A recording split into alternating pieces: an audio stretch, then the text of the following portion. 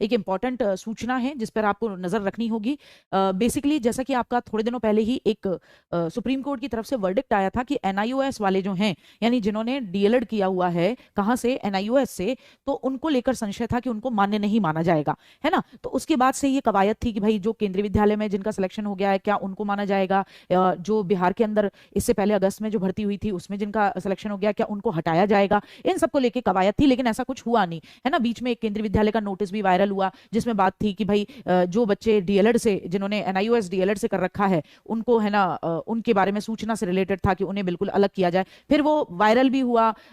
खुद आपकी केंद्रीय विद्यालय की वेबसाइट पे भी था, फिर वो हट भी गया। और उसके बाद आपको पता है अभी काफी ठीक ठाक दिन हो चुके हैं, लेकिन ऐसा कुछ नहीं हुआ। लेकिन इसी बीच एक नई सूचना आई। ये तो क्लियर था कि जो हो चुका है उस पर तो इसका कोई असर नहीं पड़ना चाहिए, क्योंकि जिसकी लग गई अब उसके मुंह से तो न छीनी जाए तो ज्यादा बेहतर है। और उसके बाद अब मामला बहुत क्लियर था कि 6 to 8 और 1 to 5 में जिन बच्चों ने अप्लाई किया था, अब इस वाले बिहार शिक्षक भर्ती फेज 2 के लिए, यानी 2.0 के लिए जिन्होंने भर्ती के लिए अप्लाई किया था, चाहे वो 1 to 5 के थे, 6 to 8 के लिए, पहली बात तो वो बच्चे देने ही नहीं गए थे, वो अभ्यर्थी देने ही नहीं गए एग्जाम जिन्होंने एनआईओएस से डीएलएड कर रखा था, क्योंकि ये सूचना तब तक बहुत आम हो चुकी थी, पब्लिक डोमेन में थी, सुप्रीम कोर्ट का फैसला, तो उन्हें पता था कि फिर हमें निकाल दिया जाएगा तो बेहतर होगा नहीं देने जाना। ठीक है, ऐसे कई सारे अभ्यर्थी थे जिन्होंने फॉर्म भरा, लेकिन वो नहीं देने गए क्योंकि उन्हें इस बारे में सूचना मिल गई थी। लेकिन अभी भी क्योंकि इस तरीके के किसी बच्चे को बाद में ना हटाना पड़े, तो इसलिए एक वर्डिक्ट, एक तरीके से एक नोटिस आया है किसकी तरफ से, बीपीएससी की तरफ से। और वो नोटिस बहुत काम का है, सभी के लिए है। ये वो ना माने कि केवल जिन्होंने एनआईओएस से डीएलएड किया है केवल उनके लिए है, ये सभी के लिए है, क्योंकि ये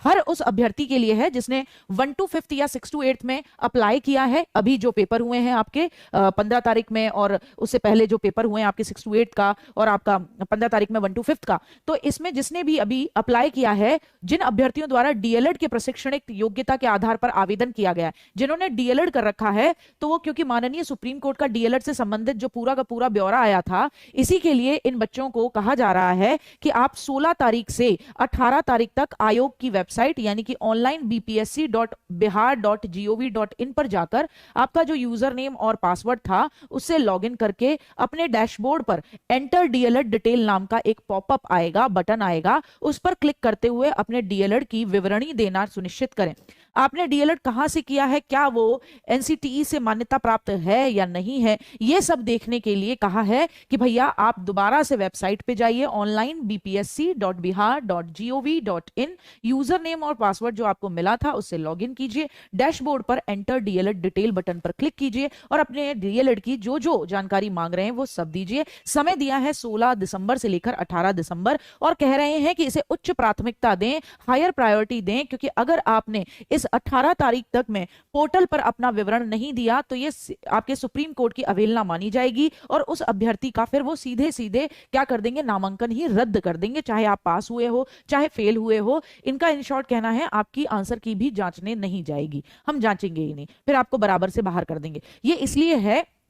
कि बच्चे का या अभ्यर्थी का पूरी वो आ जाए कि हाँ जी भाई, हमने जहां से डीएलएड करा हुआ है वो बेसिकली ऐसा संस्थान है जो कि एनसीटीई की तरफ से मान्यता प्राप्त है। ठीक है, तो केवल ये किसके लिए है, ये डीएलएड वालों के लिए। क्या बीएड वालों का जिन्होंने 6 to 8 में भरा था उनको कुछ करना है, कोई ब्यौरा देना है, नहीं देना। किनको देना है, डीएलएड को। डीएलएड को क्यों देना है, क्योंकि सुप्रीम कोर्ट का एक फैसला आया था कि एनआईओएस से डीएलएड करने वाले अब आगे किसी भर्ती में मान्य नहीं होंगे, उनकी पूरी डिग्री को ही खारिज कर दिया गया था। तो यहां पर बीपीएससी देखना चाहता है कि इस बार के एग्जाम में 6 to 8 और 1 to 5 में क्या कोई ऐसा अभ्यर्थी जिसने अप्लाई कर दिया, पेपर भी दिया, जो कि बिलोंग करता है किससे, एनआईओएस से डीएलएड करके बैठा है। तो इसको ध्यानते हुए आपको क्या करना है, अपनी अपडेटेशन कंप्लीट कर लेनी है, हर बच्चे को करनी है। कोई ये ना सोचे कि मैंने तो एनआईओएस से डीएलएड नहीं किया था तो मैं अपनी डीएलएड की रिपोर्ट या उसकी इंफॉर्मेशन क्यों डालूं, आपका भी रद्द हो जाएगा। आपको डालनी है, हर अभ्यर्थी को जो डीएलएड से है 1 to 5 और 6 to 8 का है, डाल दीजिए। बहुत बहुत धन्यवाद। 18 तारीख से पहले इस काम को करें,